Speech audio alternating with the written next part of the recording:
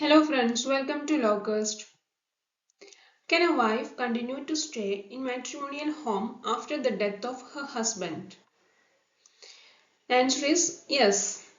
She cannot be ousted from shared household and no obstruction can be made to prevent her or her children from entering or residing peacefully in the shared household. ഭർത്താവ് മരിച്ചാൽ ഭാര്യയ്ക്ക് ഭർതൃവീട്ടിൽ തുടരാൻ സാധിക്കുമോ? തീർച്ചയായും സാധിക്കും.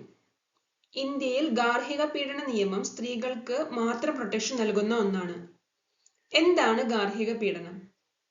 സിമ്പിളായി പറഞ്ഞാൽ സ്ത്രീകൾക്ക് വെർബലി, എക്കണോമിക്കലി, ഫിസിക്കലി, ഇമോഷണലി ഭർത്താവിൽ നിന്നോ ഭർതൃവീട്ടുകാരിൽ നിന്നോ നേരിടുന്ന പീഡനമാണ് ഗാർഹിക പീഡനം. ഒരു സ്ത്രീക്ക് ഗാർഹിക പീഡനം സംഭവിച്ചാൽ കോടതിയെ സമീപിക്കാം. അല്ലെങ്കിൽ പ്രൊട്ടക്ഷൻ ഓഫീസർ മുമ്പാകെ ഈ സംഗതികൾ ബോധിപ്പിച്ച ശേഷം ഡൊമസ്റ്റിക് വയലൻസിനെതിരെ കോടതിയെ ബോധിപ്പിക്കാം. ആർക്കൊക്കെ ഡൊമസ്റ്റിക് വയലൻസ് പ്രകാരം കോടതിയെ സമീപിക്കാം? An aggrieved person, any other person on behalf of aggrieved person. ഇനി കേരള ഹൈക്കോടതിന്റെ റീസെന്റ്ലി വന്നിട്ടുള്ള ഒരു ജഡ്ജ്മെന്റ് നോക്കാം. ചെന്താമരക്കണ്ണൻ വേഴ്സസ് മീന. ഈ കേസിൽ പെറ്റീഷണർ ട്രയൽ കോർട്ട് മുമ്പാകെ ഒരു MC ഫയൽ ചെയ്തു. സെക്ഷൻ 12 ഓഫ് ഡൊമസ്റ്റിക് ആക്ട് പ്രകാരം എതിർകക്ഷികൾ ഭർതൃവീട്ടുകാരായിരുന്നു. പരാതിക്കാരിയെ ഭർതൃവീട്ടിൽ നിന്നും പുറത്താക്കി എന്നതായിരുന്നു പരാതി. എതിർകക്ഷിയുടെ വാദം ഇങ്ങനെയായിരുന്നു: പരാതിക്കാരി അവരുടെ സ്വന്തം വീട്ടിലാണ് താമസിച്ചു വരുന്നത്.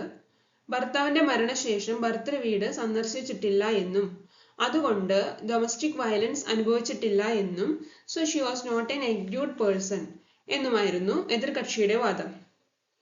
ട്രയൽ കോർട്ട് പെറ്റീഷൻ ഡിസ്മിസ് ചെയ്ത് റെസ്പോണ്ടന്റ് പറഞ്ഞ കാര്യങ്ങൾ ശരിവെച്ചു. ഇതിനെതിരെ പരാതിക്കാരി അപ്പീൽ പോവുകയും അപ്പലേറ്റ് കോർട്ട് പരാതിക്കാരി ഗാർഹിക പീഡനത്തിന് ഇരയായിട്ടുള്ളതായും കണ്ടെത്തി. ഇതിനെതിരെ എതിർകക്ഷികൾ ബഹുമാനപ്പെട്ട ഹൈക്കോർട്ടിൽ ഒരു റിവിഷൻ പെറ്റീഷൻ ഫയൽ ചെയ്തു.